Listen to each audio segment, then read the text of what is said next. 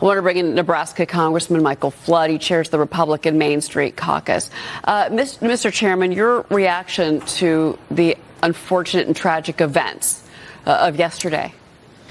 It's sickening, and I spent all day thinking about, what does this mean? And then last night, my wife and I, we have two boys, one who's been on a college campus for the first time in his life for 3 weeks. And he's like, Dad, everybody here's really sad. And then out of nowhere, my 15-year-old, who I didn't realize, but has been watching these videos. He doesn't watch conventional TV. He watches these YouTube videos. And he's like, Dad, did you know Charlie Kirk? Like, my friends and I can't believe this happened. And I'm thinking, think about what's shaping their vision of democracy in America, that we settle conflicts with bullets instead of words and elections. And so it really hit home last night after I talked to my two sons, and they were texting me. And any parent out there knows what that means. When your kids are texting you and you're not trying to pry information out of them, it's really affecting these young people. And I think we have to keep a focus on that and talk to our kids about this is not right. This is not America. This is not what we're used to.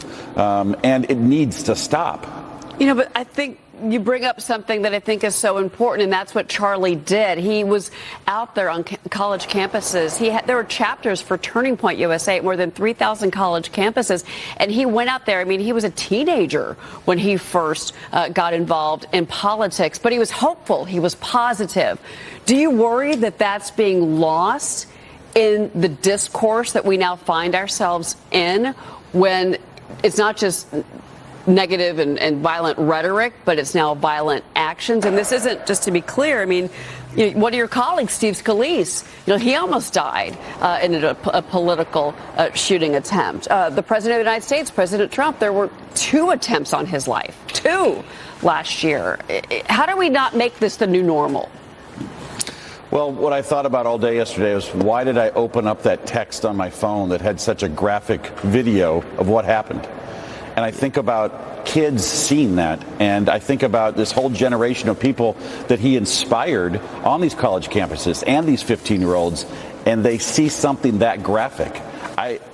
It's just horrible. I mean, when you think about America, this is on all of us. Like, we have to model the behavior that we want. And what happened yesterday, I worry, could shape a generation into thinking that's how we settle disputes. And this Charlie's family, for God's sakes, he's 31 years old, beautiful wife, these children, and for what? For what? Because somebody disagreed with him? This news story will be here for a long time, but those children are going to grow up without a father simply because he wanted to engage in the public square. And if you can't do that, we've lost a lot more than just one person. We've lost not only a generation of young people, but we've lost our innocence when it comes to settling disputes with words and not bullets.